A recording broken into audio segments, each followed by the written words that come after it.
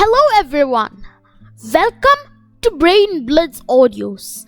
Today we are going to read the story, The Little Girl and the Umbrella, which is the opening chapter of the famous novel Oru Kudayum Kunjupengalum by Muttath Varkey.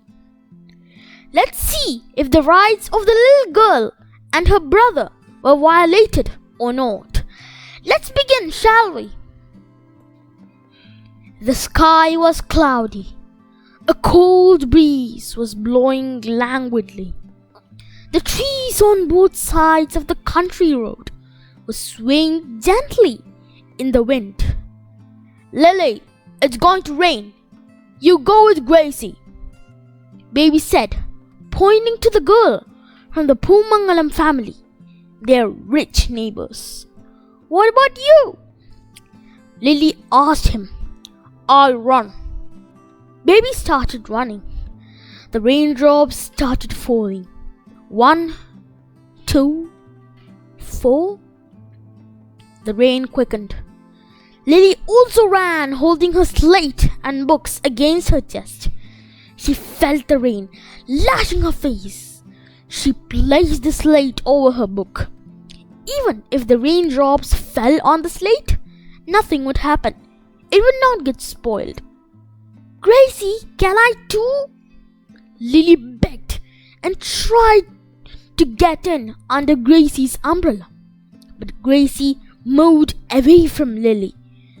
Gracie's neat clothes were made of fine silk, but Lily was clad in quite old and torn clothes. "Gracie, please!" Lily begged again. "Go away, girl.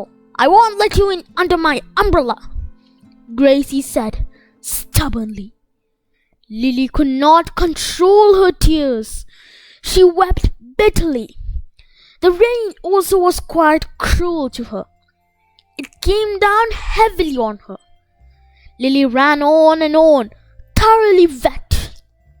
Heavy drops of rain fell on her face like pebbles falling from the sky. Muddy water ran against her little feet. Lily took shelter in the veranda of a small shop on the country road. Her clothes and books were wet. What really upset her was her books getting wet. Standing in a corner of the veranda, she started sobbing. She saw Gracie passing by with her umbrella. The raindrops flowing down from Lily's hair blurred her eyes as they mixed with her tears. The bitter cold made her shiver and her teeth started to chatter. Her dress was now completely drenched in the rain. She placed her slate and books on the floor. She squeezed the edges of her skirt to wring water from it. The edges of the skirt split. It was a very old skirt, the only one she had. At home she always had to change into a bath towel. Lily and her brother Bobby had lost both their parents. Their father died 3 years ago and their mother about a year ago. They now lived with their aunt, their mother's elder sister. The fat, dark aunt with a flat nose was a 50-year-old widow. She had a son in the army who sent her 20 rupees every month. She was known to be a tight-fisted woman. She had no land of her own. She lived in a hut on a plot owned by the Kunjupengalum family, for whom she worked as a maid. The money sent by her son was deposited in a private bank. But after a few months, the bank collapsed. The loss of money was unbearable to her, and she started showing signs of insanity. She took out all her anger on her niece, Lily. She behaved like a devil to her niece and nephew and often beat them up. She hated the children going to school. She ordered them to draw water from well, wash clothes, and do all the cooking.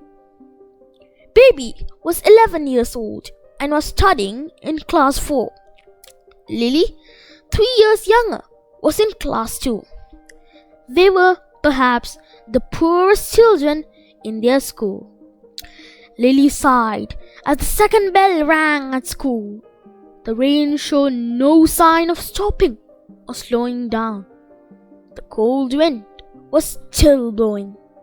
If she was late for the classes, her teacher would scold her. At times, she would beat her too. Lily started running to school. The rain drenched her clothes again. She held her books and slate close to her chest. Suddenly, she slipped and fell on the road.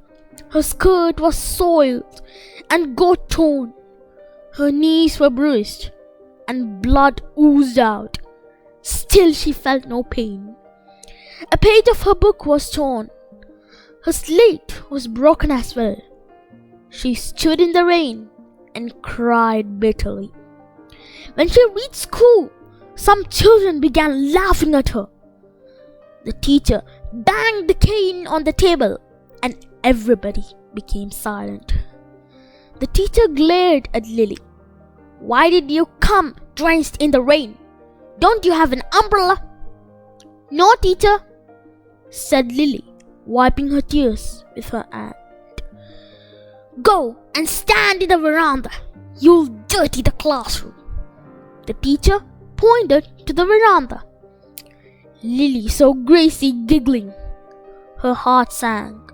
The rain had stopped, but tears still rolled out of her cheeks. And that's the end of the story, translated by K.T. Dinesh. We hope you found it interesting. For more useful videos, please subscribe to our channel, Brain Blitz Audios. We have uploaded many stories here at Brain Blitz Audios. Some of their links are given in the description down below. Please do visit the links and enjoy more stories. See you soon. Bye bye.